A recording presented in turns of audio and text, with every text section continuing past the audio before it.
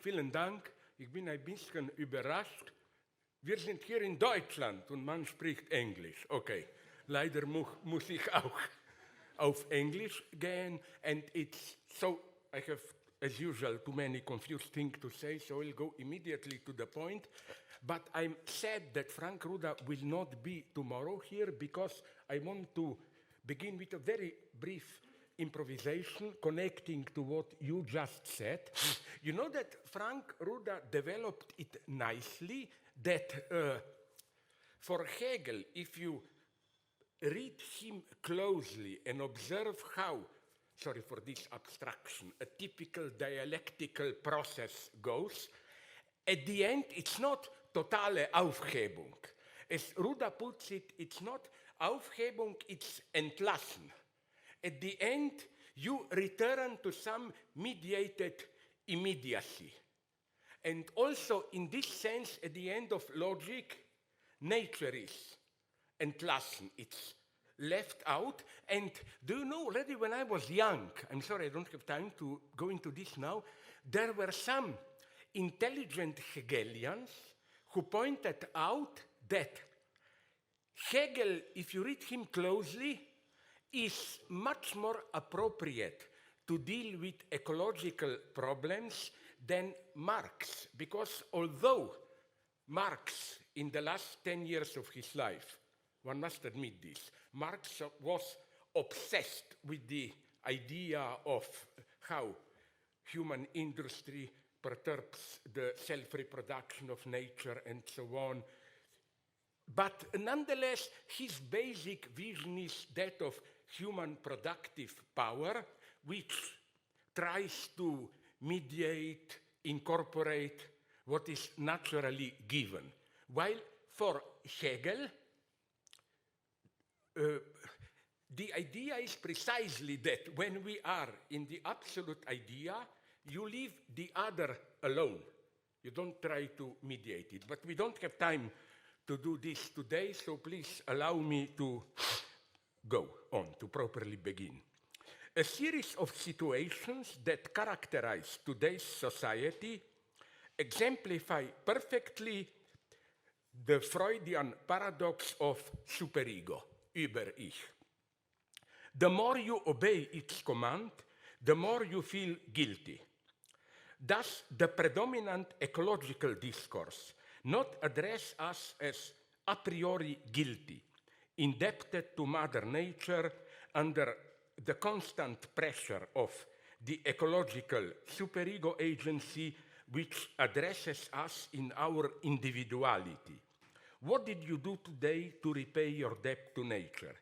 Did you put all newspapers into a proper recycle bin and all the bottles of beer or cans of Coca-Cola?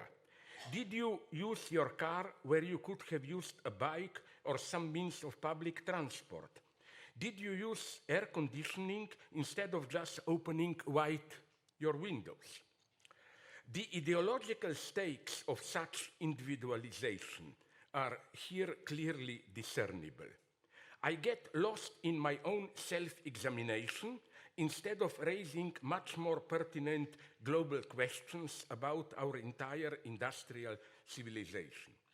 This is why it is in a way quite justified that I feel guilty. Following the injunctions to recycle and so on ultimately means that I follow rituals which allow me to postpone doing something that would really address the causes of ecological crisis. Such an ecology of fear and Über-Ich, like don't criticize society, what did you do as an individual, has all the chances of developing into the predominant form of ideology of global capitalism, a new opium for the masses, replacing the declining religion. It takes over the old religion's fundamental function, that of installing an unquestionable authority which can impose limits. More precisely, there are, I think, 5 main strategies to obfuscate, mystify the true dimensions of the ecological threat. First, simple ignorance. It is a marginal phenomenon, not worthy of our preoccupation. Life goes on, nature will take care of itself. Second, science and technology can and will save us.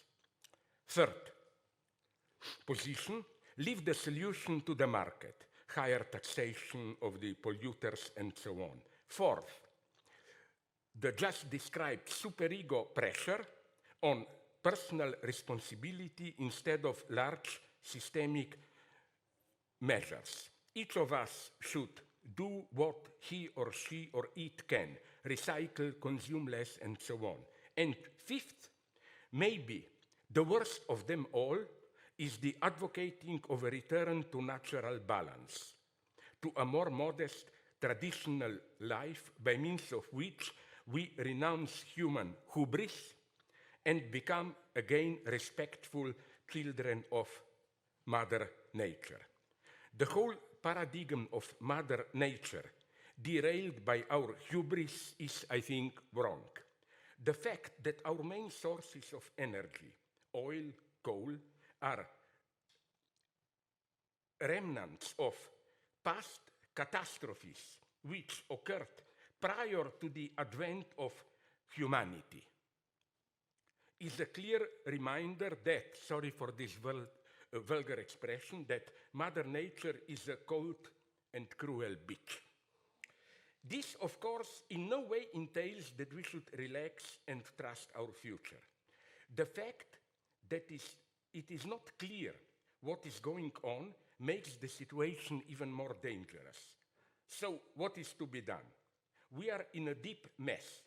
There is no simple democratic solution here. The idea that people themselves, not just government and corporations, should decide sounds deep, but it begs an important question. Even if their comprehension is not distorted by corporate interests, what qualifies them to pass a judgment in such a delicate matter? Plus, the radical measures advocated by some ecologists can themselves trigger new catastrophes. Let me just mention the idea of solar radiation management, the continuous massive dispersal of aerosols into our atmosphere to reflect and absorb sunlight and thus cool our planet.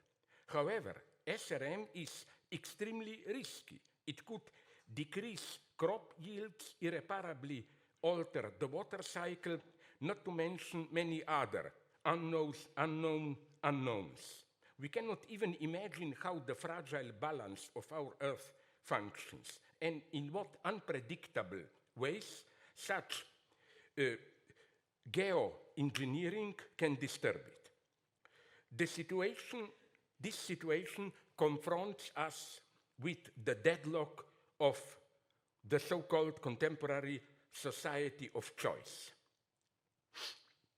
In the standard situation of the forced choice, I am free to choose, but on condition that I make the right choice, so that the only thing left for me to do is the empty gesture of pretending to accomplish freely what is in any case imposed on me.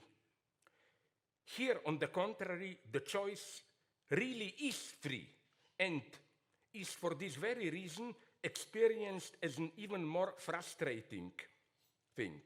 We find ourselves constantly in the position of having to decide about matters that will fundamentally affect our lives, but without a proper foundation in knowledge.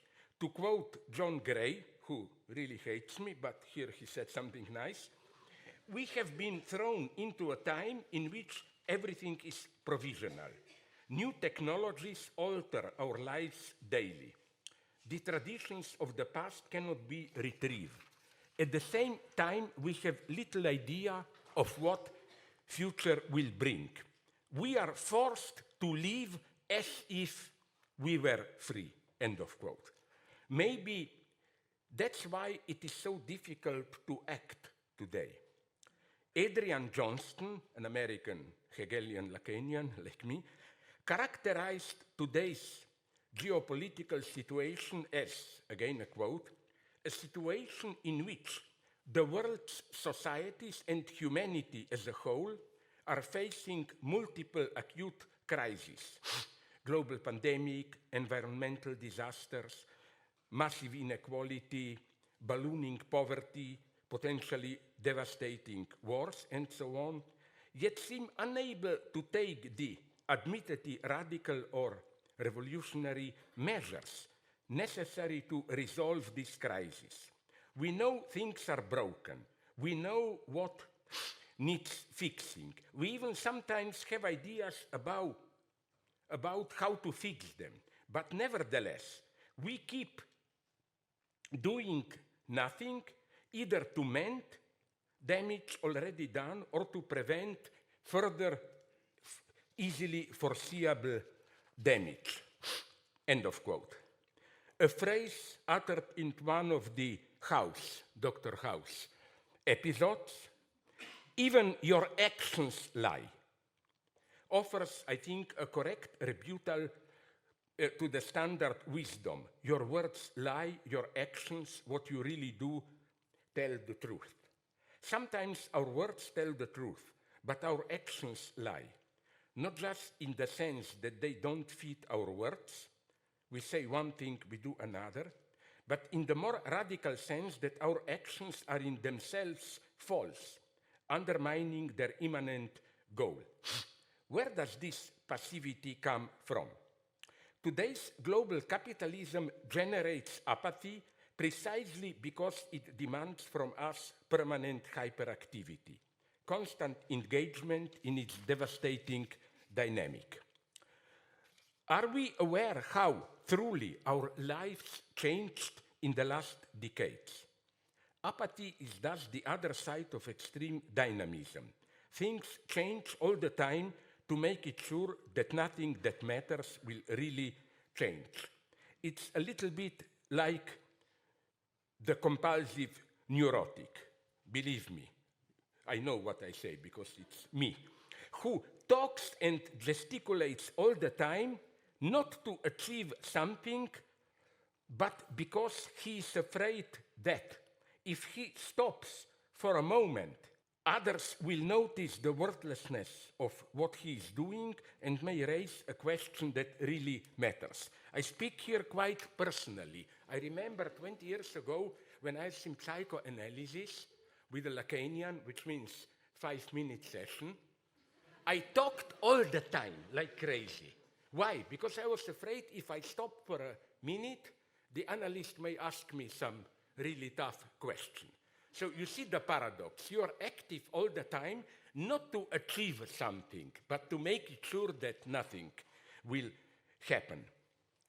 Truth, die Wahrheit. The urgent need for global cooperation is repelled by publicly embracing the need for green action, for collaboration to fight pandemic and so on, as it happened in the, maybe you remember it, Glasgow conference against global warming in 2021, which was full of declarative blah blah, but with very little precise obligations. This mechanism was already described back in 1937 by George Orwell, who deployed the ambiguity of the predominant leftist attitude towards the class difference. And the same goes for our fight against global warming. I would like here to paraphrase Orwell, just replacing class struggle with global warming. Quote, "We all rail against global warming, but very few people seriously want to abolish it. So long as it is merely a question of ameliorating the lot of ordinary people, every decent person is agreed. But unfortunately, you get no further by merely wishing global warming away. More exactly, it is necessary to wish it away, but your wish has no efficacy unless you grasp what it involves. The fact that has got to be faced is that to abolish global warming means abolishing a part of yourself. Each of us will have to alter himself, herself, itself so completely that at the end he or she will hardly be recognizable as the same person. End of quote. So to begin, we can at least set the priorities straight and admit the absurdity of our geopolitical war games when the very planet for which wars are fought is under threat. We need more globalization, not less. We need global solidarity and cooperation more than ever if we seriously want to cope with global warming. Gilbert Keith Chesterton wrote, "Take away the supernatural and what you are left with is the unnatural." I'm ready to endorse this statement, but in the opposite sense, not in the sense intended by Chesterton. We should accept that nature is unnatural, a freaky show of contingent disturbances with no inner rhyme. You remember at the end of June 2021, a so-called heat dome, a weather phenomenon where a ridge of high pressure traps and compresses warm air, driving up temperatures and baking the region,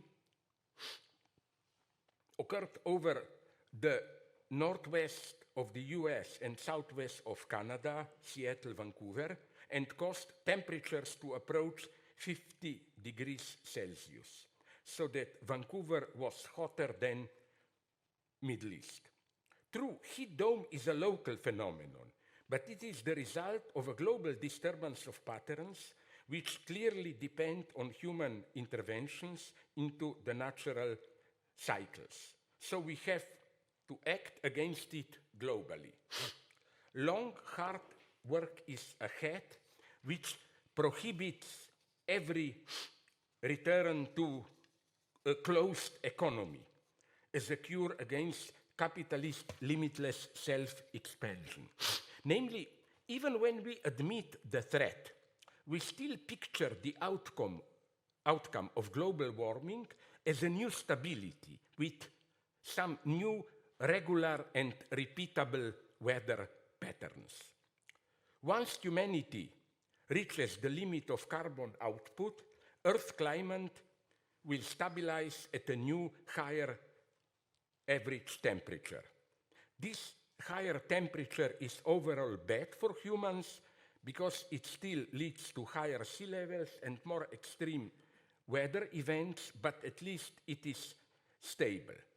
The Anthropocene looks like previous climate ages, only warmer, and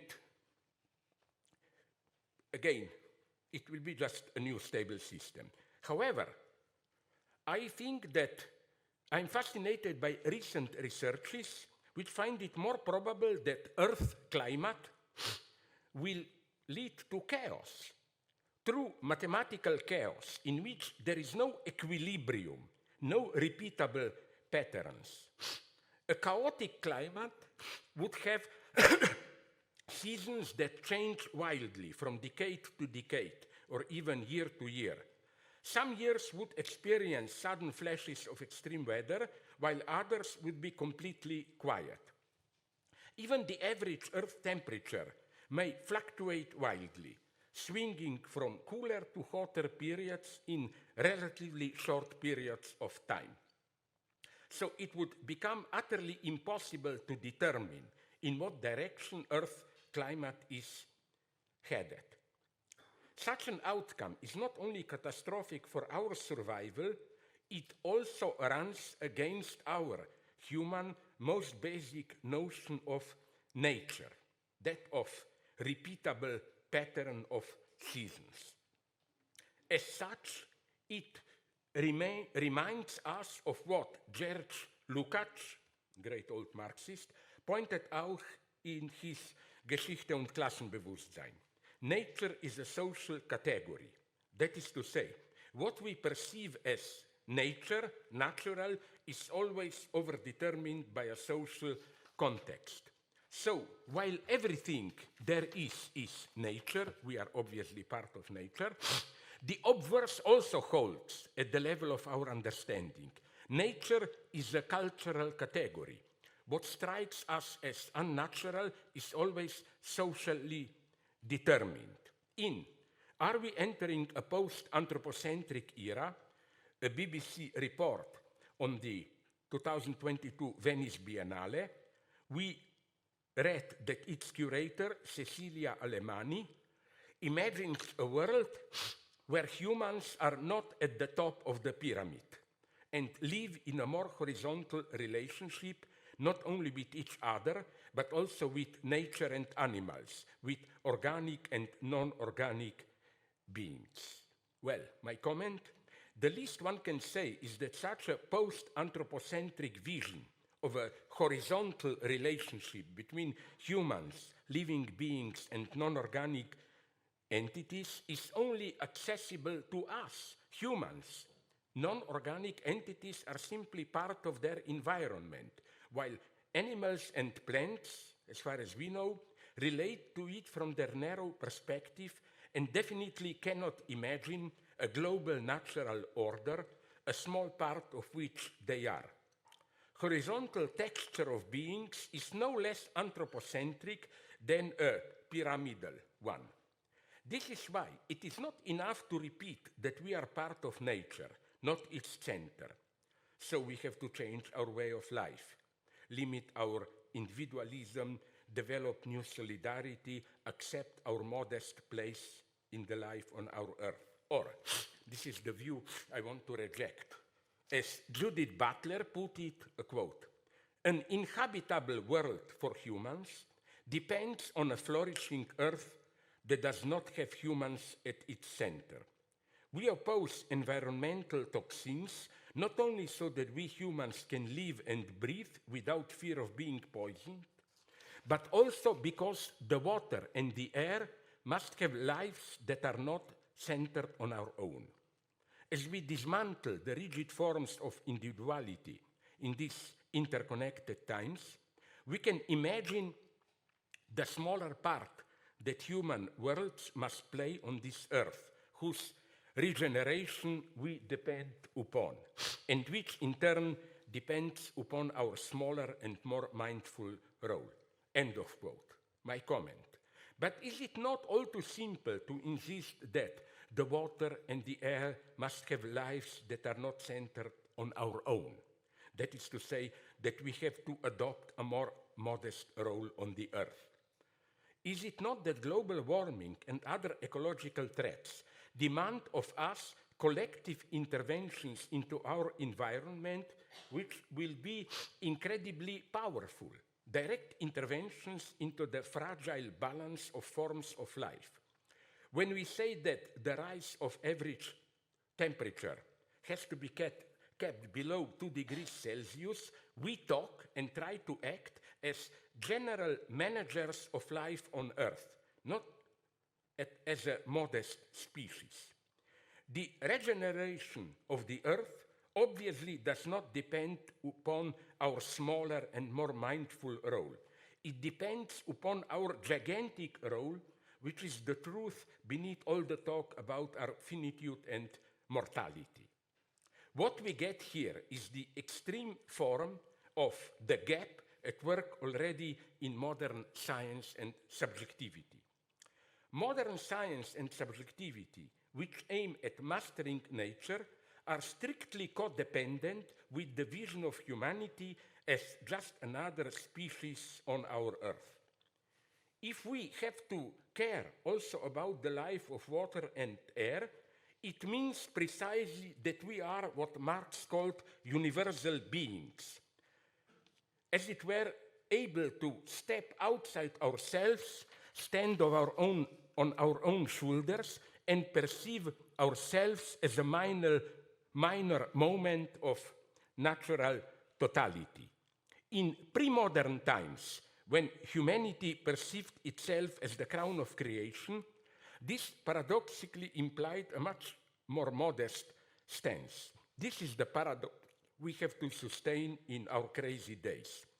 To accept that we are one among the species on Earth, and simultaneously to think and act as universal beings. To escape into the comfortable modesty of our finitude and mortality is not an opinion. It is a path to catastrophe.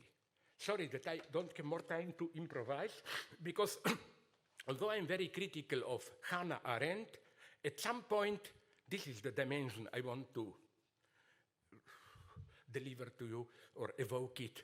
She wrote a wonderful passage she has on decline of paternal authority and in education. She wrote that today it's what would be the only sincere answer when your child, boy or girl, looks at you in despair like, I'm confused, father or mother authority, what should I do? Well, the only sincere thing would have been to say, sorry guy, I'm also confused, so you are on your own. But at the level of intersubjectivity, this would have been the most horrible thing to do. It would be pure hypocrisy, like, fuck off, I'm also confused, so leave me alone. So you see the tragedy. Although this statement is more or less in our confused time factually true, it is wrong as a subjective position. That's a Hegelian, properly, moment. You know, even if you know that you are not free, that your authority is not based on true competencies, you have heroically to assume it, to fake it. Not in the cynical sense, you know, but in a way as a sincere deception. And this is also my Hegelian counter-argument to biogenetic determinism. I read books, I like them, about how our freedom is a so-called user's illusion.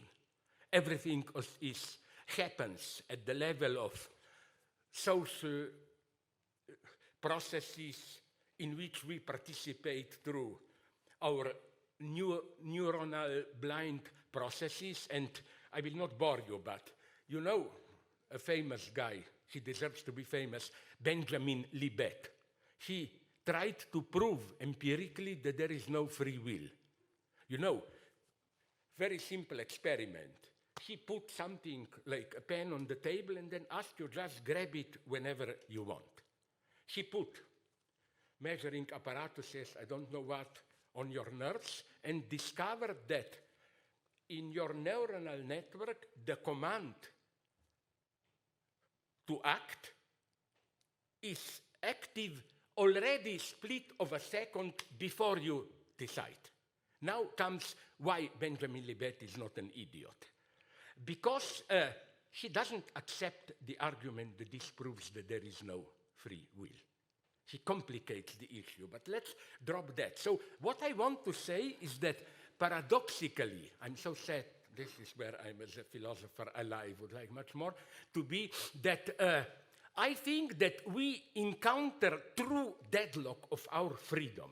Because like Sartre would have put it, although not in his sense, I think we are condemned to freedom, precisely if we adopt total determinism. Because you know what's the problem? Let's say you are in a very stupid humanist example.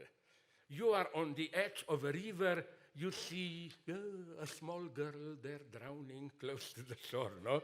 And then if you really take subjectively as true your predeterminism, the right thing would be to say, who cares? I'm predetermined, no?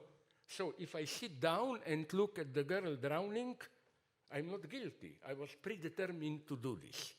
The problem is, and this is why I think that there is no modern freedom without Protestant predetermination, no?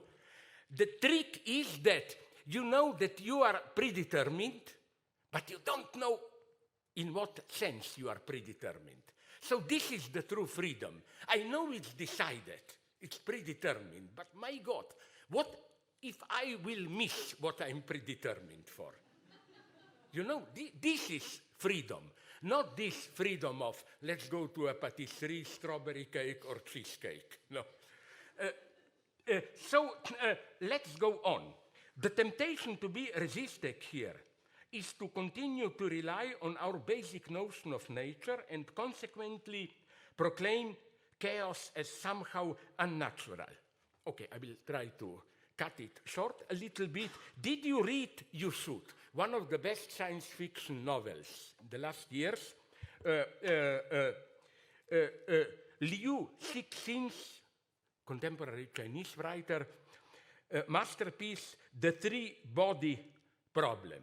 It confronts Earth and another faraway planet where around this planet 3 suns are circulating, which makes the weather there totally chaotic and non-predictable. I think that on that planet, Trisolaris, we are witnessing something for which the only appropriate term is the end of nature. If, of course, we understand nature in the traditional sense of the regular rhythm of seasons, the reliable background of human history. So my point is that our survival depends on certain natural parameters, which we automatically take for granted. The lesson of the global warming is that the freedom of the humankind was possible only against the background of stable natural parameters.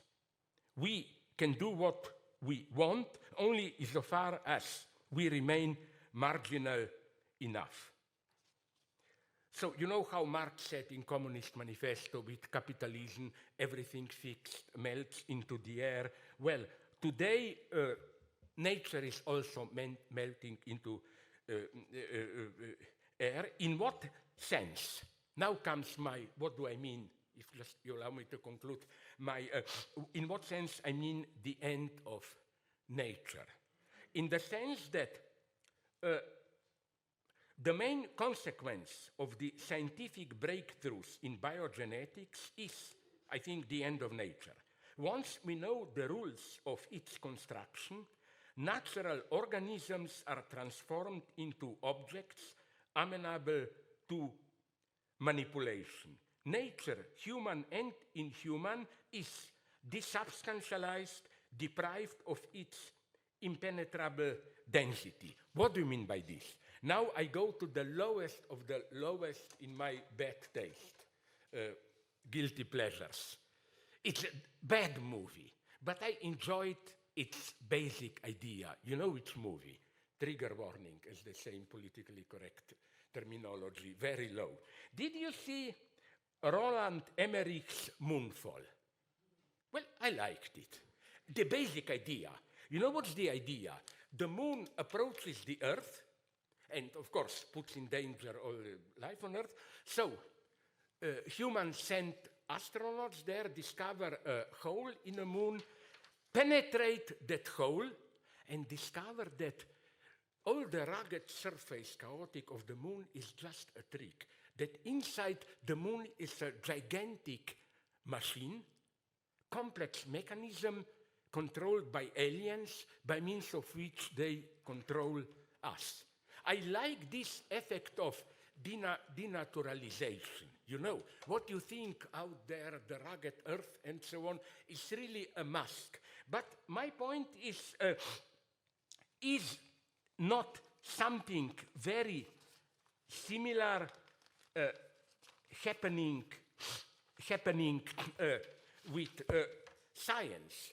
Look, Habermas, although he, I think, drew the wrong conclusion from it, saw this clearly.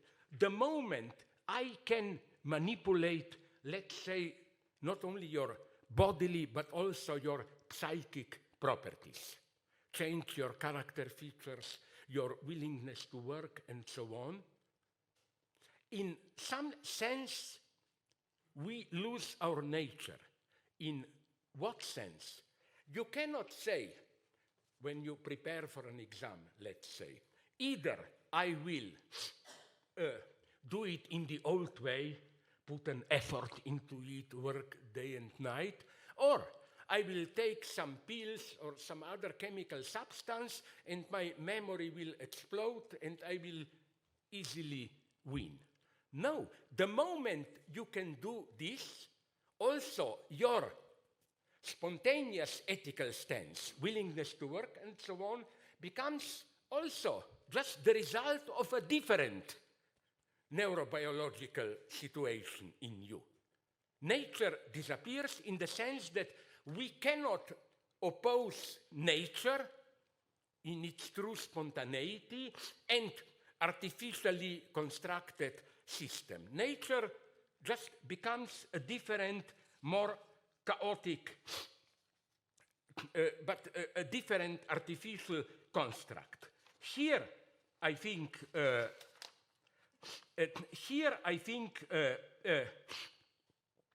we should, that's my title, we should give a new twist to Freud's title of his small book, Unbehagen in der Natur. Today, discontent, uneasiness in culture.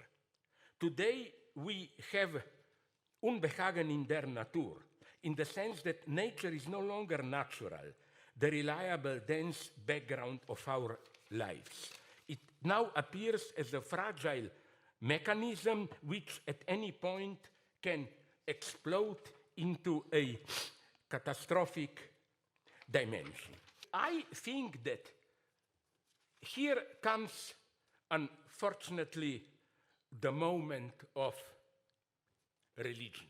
This is why, following Lacan, I think, unfortunately, religion will get stronger and stronger. Because what we approach in this way of denaturalizing nature, because we like to say that when we perceive ourselves as objects whose even psychic properties can be manipulated. And, you know, I learned from my Chinese friends that this is not even a pure utopia. There are already, I don't know what happened to them in the last years, but 15 years ago, there were in suburb of Shanghai 20 clinics where rich Western people were going. They wanted to make it sure that their fetus children property are, you know, they already can enhance your intelligence, change the color of your eyes, and so on and so on. But my point is this one. The result, final outcome of this is not just that in some sense we lose our humanity, at least the way it was understood till now, but that we also lose nature itself. Nature is, to put it like this, is no longer natural. But I want to go even a step further here. Try to finish quickly. What really, the real threat here is that today science, as my good friend, you should read him, unfortunately he's not translated, Jean-Pierre Dupuy, I think the best theories of catastrophes. He works half a year in Paris, half a year in Stanford. He pointed out that today's science is not so much obsessed as the classical 19th century or even earlier science with understanding nature, its mechanisms. No, today our true obsession, not just artificial intelligence, is the basic project is to artificially construct a living being which will be stronger than we, more intelligent, more forceful, and especially, I think, as an old Freudian, there is even a libidinal sexual component here. The dream is asexual self-reproduction, where monsters will emerge. And you know, I don't know how it is with you, but I was always shocked It caused me nightmares in my dreams when I read, sometimes these horrible things happen, a cow is born with 2 heads or whatever. That's our future, this monstrosity. So here I think the greatest master of exploiting this fear is the Church, especially with us, the Catholic Church. Its predominant strategy today is that of trying to contain the scientific real within the confines of meaning. It is as an answer to the scientific real materialized in the biogenetic threats that religion is finding a new raison d'être. I want to quote here Jacqueline Miller, who hates me, I hate him, but he is not a complete idiot. Here is the quote. Far from being effaced by science, religion, and even the syndicate of religions in the process of formation is progressing every day. Lacan said that ecumenism was for the poor of spirit. There is a marvelous agreement on these questions between the secular and all the religious authorities, in which they tell themselves that they should agree somewhere in order to make echoes equally marvelous, even saying that finally the secular is a religion like the others. We see this because it is revealed in effect that the discourse of science is partly connected with the death drive. Religion is planted into the position of the unconditional defense of the living, of life in mankind as guardian of life, making life an absolute, and that extends to the protection of human nature. This is what gives a future to religion, true meaning, namely by erecting barriers to cloning, to the exploitation of human cells, and so on, and to inscribe science in a tempered progress. We see a marvelous effort, a new youthful vigor of religion in its effort to flood the real with meaning. End of quote.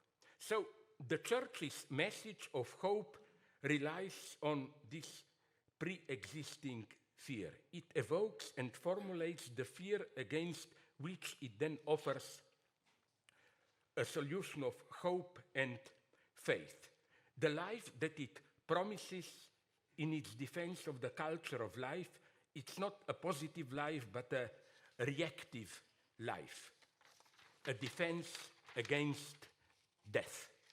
So, to conclude, I think that our basic stance should be, of course, we should look into social mediation, causes of ecological crisis and all that, but don't project a deeper meaning into it. None of these stories about Mother Earth or harmonious order or whatever, where all of it, and the temptation of meaning is something horrible and most dangerous today. And it can acquire even tragic forms. For example, when I was in Israel already 20 years ago, I met a representative of a group of Orthodox Jews whose basic premise of this group was Jews deserved Holocaust. Why? Because Holocaust was, in their experience, something so traumatic that it's too much to perceive it as meaningless. So they tried to read meaning into it. Their idea was, we European Jews must have sinned too much, getting too close to the non-Jews, so that this was God's answer. This we have to get rid of. So what to do? I want to conclude now with a provocation, of course.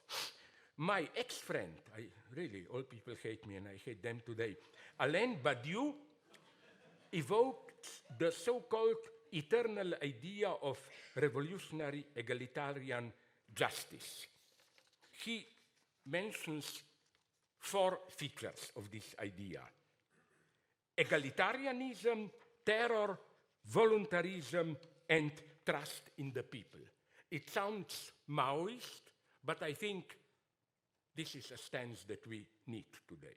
First, strict egalitarian justice, which means all people should pay the same price in eventual renunciations. One should impose the same worldwide norms of per capita energy consumption and so on. The developed nation should not be allowed to poison the environment at the present rate, blaming the developing third world countries for ruining our shared environment. So, the first way to approach ecological crisis is egalitarianism. The second, terror. Of course, not gulag, but ruthless punishment of all who violate protective measures, inclusive of severe limitation of some of our liberal freedoms. Then, voluntarism. The only way to confront the threat of ecological catastrophe is by means of a large-scale collective decisions which will run counter to the spontaneous immanent logic of capitalist development.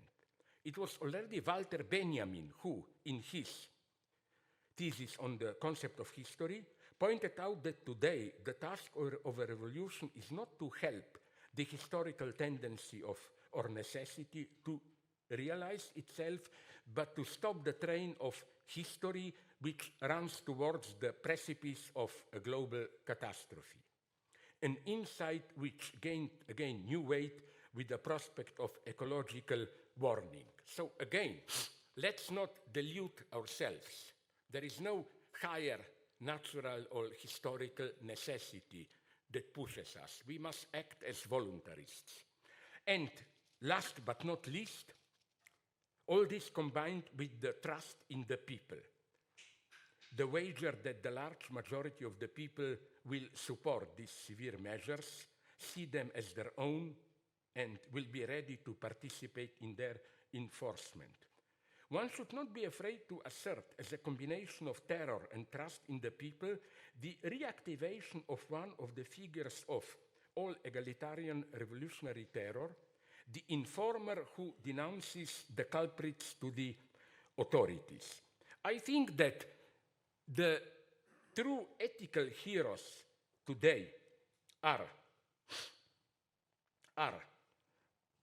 the insiders who who betray secrets of financial authorities.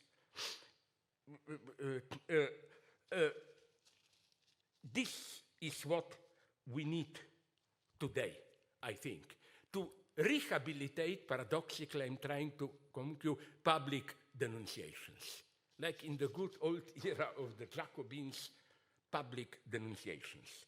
So the temptation, again, to avoid unconditionally is here to perceive ecological catastrophes as a kind of, to go back to Benjamin, divine violence of nature, the justice, vengeance of nature.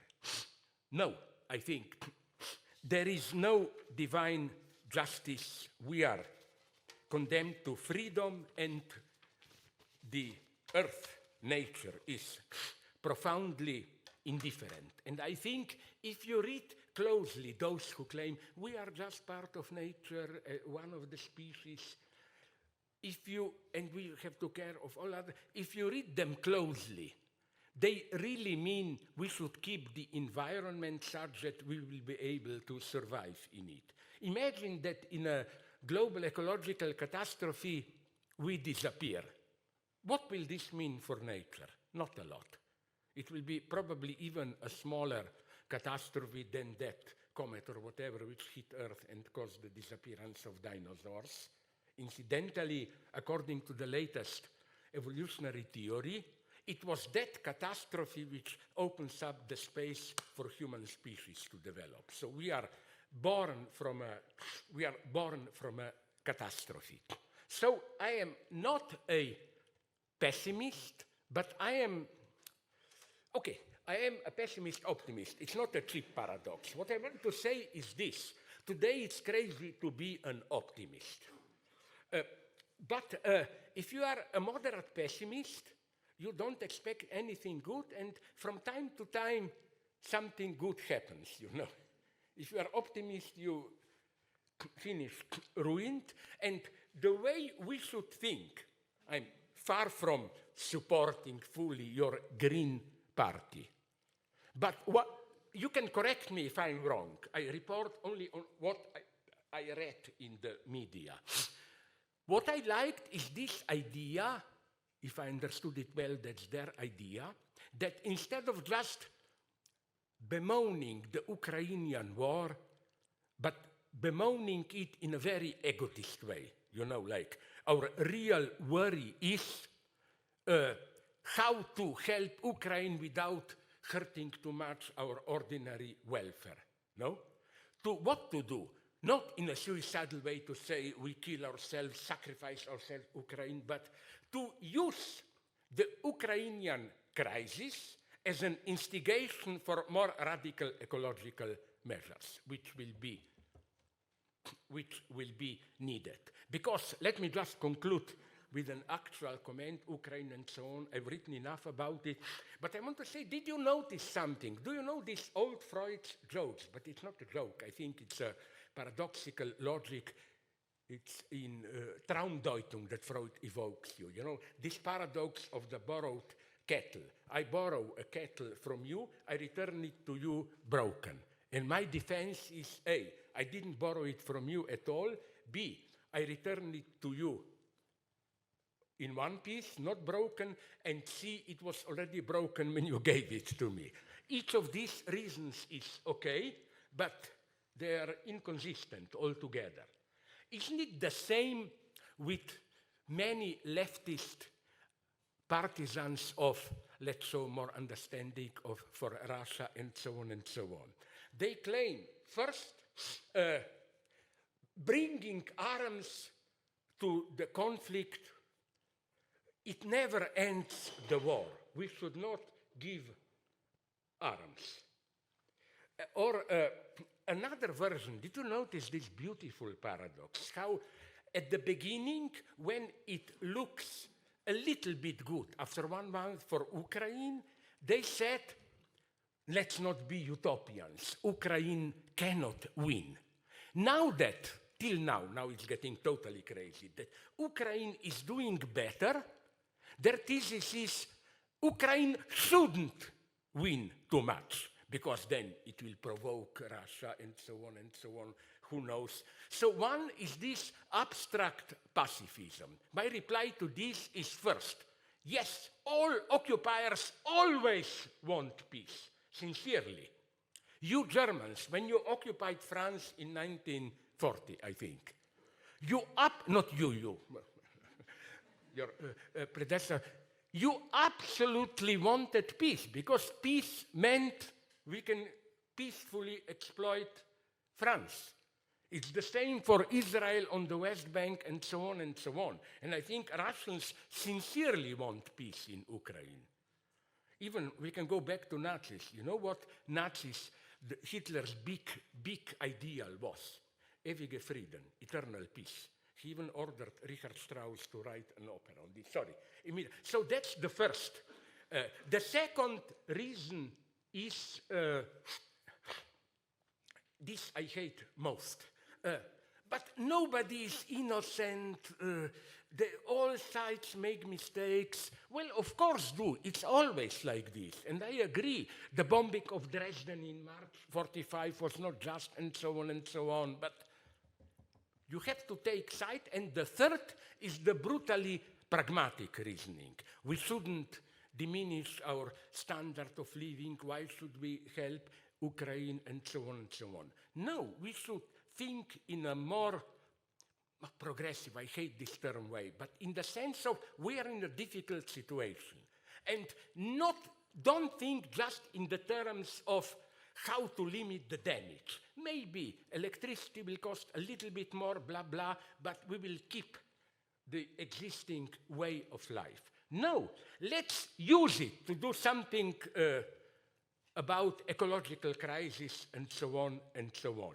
That's the greatest art in critical moments. to use crisis itself as an opportunity. And here are my hopes. I'm sorry if I was too long. Thanks very much for your patience.